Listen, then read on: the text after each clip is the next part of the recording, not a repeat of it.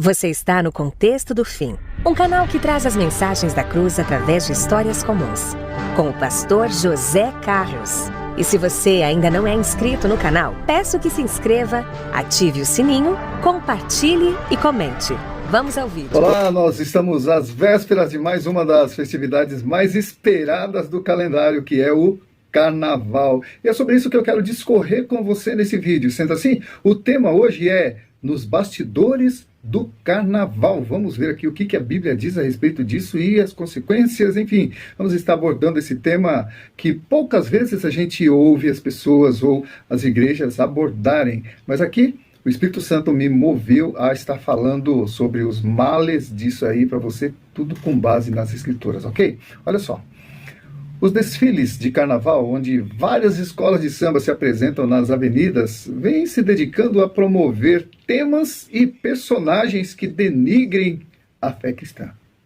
Isso devido à insistência de algumas agremiações em atacar o cristianismo pela distorção dos ensinamentos bíblicos e pela afronta a seus valores. Então, é disso que muitas escolas se ocupam quando vão desfilar nas escolas de samba, né, nas avenidas, enfim, no carnaval, denegrindo a imagem do cristianismo.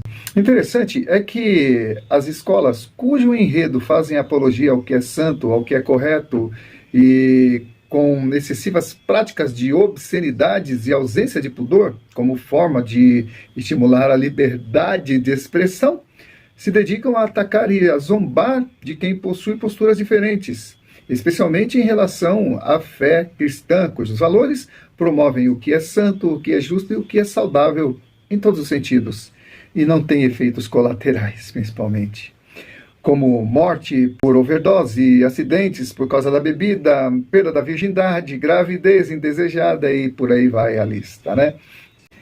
As escolas carnavalescas, em sua maioria, fazem uso da liberdade que têm para descaracterizar os ensinamentos bíblicos, exaltando tudo que afronta as Escrituras, utilizando-se da liberdade de expressão para afrontar justamente os valores cristãos. Com isso, desprezam e ultrajam a fé cristã e seus símbolos. Ou seja, a minha fé pode ser afrontada por palavras e atos públicos, mas eu não posso expressar a minha fé na mesma proporção, sob pena de responder por discurso de ódio ou discriminação. Ou seja, a fé cristã, ela incorre hoje, né? E esbarra nesse legalismo mundano, vou usar essa expressão, para nos calar enquanto o mundo rola ladeira abaixo. No entanto, nós que somos cristãos, somos cônscios dos nossos valores e temos um código de conduta que é a Bíblia. Não importa o que o mundo pense de nós, o que o mundo faça conosco. A Bíblia é a nossa regra de fé e prática, cujo poder nos liberta do pecado, né? Alguém já disse uma vez, presenteando uma Bíblia para um novo convertido, e ele colocou uma dedicatória que dizia o seguinte: ou este livro te afastará do pecado, ou o pecado te afastará deste livro. Né? E é uma verdade, né? Quando a gente lê a Bíblia insistentemente, quando a gente medita nas Escrituras, o pecado na nossa vida deixa de ser a regra e passa a ser exceção. Mas quando a gente abandona a Bíblia e começa a flertar com as coisas do mundo, então o pecado passa a ser a regra. Mas enfim, em relação ao pecado, em relação a esse mundo, né, como ele está mergulhado nas obscenidades, no pecado e tal, afinal, quem se importa, né? Quando um cristão ou um pastor se posiciona com todo respeito em relação aos seus valores, como família nos moldes bíblicos, vida regrada de acordo com a Bíblia, somos vistos como homofóbicos, discursadores de ódio e por aí vai. Segue-se processos e mais processos para silenciar as vozes cristãs que denunciam o pecado. Agora, o mais interessante disso é que o próprio Jesus morreu porque ele tinha um discurso, que hoje seria um discurso de ódio, né? Mas o discurso de Jesus era um discurso de santidade, que acusava o pecado, denunciava o pecado, e foi por isso que ele morreu. Então, Jesus, logo no início da igreja, ele já havia alertado os discípulos que tudo isso poderia acontecer, que a confissão da nossa fé nele atrairia os inimigos da cruz para os fazer calar, para nos fazer calar. Portanto, não é novidade o ódio e a perseguição ao cristianismo. E tem países que é pior, né? O Brasil ainda goza de uma relativa liberdade nisso, mas tem países que é pior. Bom, Quando uma escola, no carnaval, afronta a fé cristã e seus valores, aí não tem nada demais. É cultura, é liberdade de expressão, claro. Numa sociedade depravada, cuja cultura é o pecado e condenar o que é santo, profanar o que é sagrado e sacramentar o que é profano, essa sociedade só revela o que ela realmente é. Mas Deus vê tudo isso e, inclusive, já estabeleceu um dia para julgar o mundo por todo o pecado que cometeu. Isso me faz lembrar de uma situação em que o povo de Deus estava na Babilônia, né, os hebreus, na Babilônia, ali no tempo do Nabucodonosor, se eu não me engano. E o rei então fez uma imagem de si mesmo, toda de ouro, e deu uma festa obrigando a todos a participarem, evento que era uma verdadeira afronta ao Deus verdadeiro. O rei ordenou que, ao som dos instrumentos musicais, olha, instrumentos musicais, né? Todos devessem se prostrar diante da sua imagem, ao som de músicas e danças, e quem não se prostrasse morreria queimado. Voltando mais no tempo, nós vamos encontrar também o próprio povo de Deus incorrendo nesse mesmo pecado, quando, após saírem do Egito, estando já no deserto, enquanto Moisés estava no monte recebendo as tábuas da lei, o povo se cansou de esperar e fez um bezerro de ouro para o adorar. Deus vindicou sua santidade, matando muitos daqueles que incorreram nessa prática. Olha só, as Escrituras, elas não escondem fatos como esse justamente para nos ensinar e nos alertar contra práticas antibíblicas. Deus é santo e importa que nós sejamos santos também. Deus vai vindicar sua santidade. Haverá um tempo que Deus vai julgar tudo, né? Hoje, da mesma forma, amados, o carnaval, além de trazer elementos que fazem alusão ao inferno e a tudo que lhe é próprio, também descaracteriza e vulgariza o verdadeiro sentido bíblico do pecado, bem como das suas consequências, como se fosse certo fazer o que é errado. O agravante de tudo isso é que muitos pais, com pouca noção do perigo que correm seus filhos, os estimulam a participar dessas festas. As escolas, por sua vez, fazem o mesmo, como se fossem inocentes brincadeiras de criança. Mas não é. Tudo que nós fazemos nessa terra, todas as decisões que nós tomamos nessa terra, tem ressonância espiritual. Quer acreditemos nisso ou não, mas tem. O diabo, embora a gente vê carnaval como folia, brincadeira, coisa, né, inocente, crianças ali, travestida de palhaço, travestida de alguma coisa assim, mas o diabo, ele não brinca. Enquanto a gente pensa que é uma brincadeira, para o diabo é uma arapuca, é uma rede de pesca. Jesus diz que o diabo vem para roubar, matar e destruir.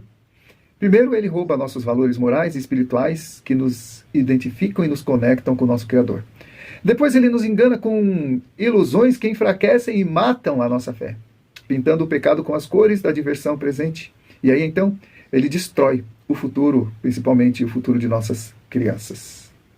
Concluindo, é importante entender que estamos no meio de uma guerra ideológica, guerra que inclui tomada de decisões entre o bem e o mal, entre o certo e o errado, entre o santo e o profano. Resumindo, estamos numa verdadeira batalha espiritual.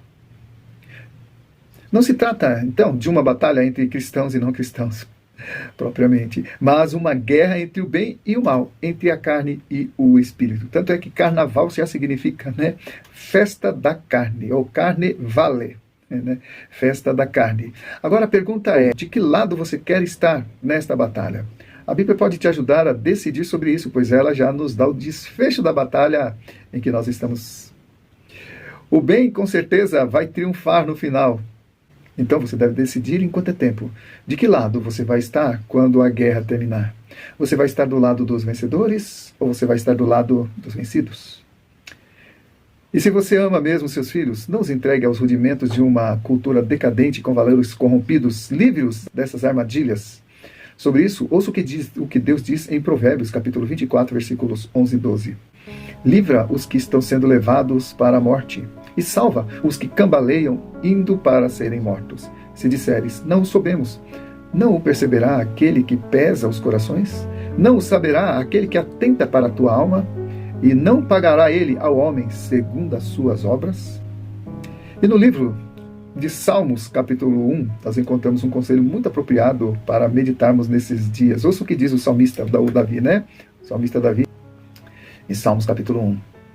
Bem-aventurado o homem que não anda no conselho dos ímpios, não se detém no caminho dos pecadores e nem se assenta na roda dos escarnecedores. Antes, o seu prazer está na lei do Senhor e na sua lei medita de dia e de noite. Ele é como árvore plantada junto à corrente de águas, que no devido tempo dá o seu fruto, cuja folhagem não murcha, e tudo quanto ele faz será bem-sucedido. Os ímpios não são assim. São, porém, como a palha que o vento dispersa. Por isso, os perversos não prevalecerão no juízo, e nem os pecadores na congregação dos justos. Pois o Senhor conhece o caminho dos justos, mas o caminho dos ímpios perecerá.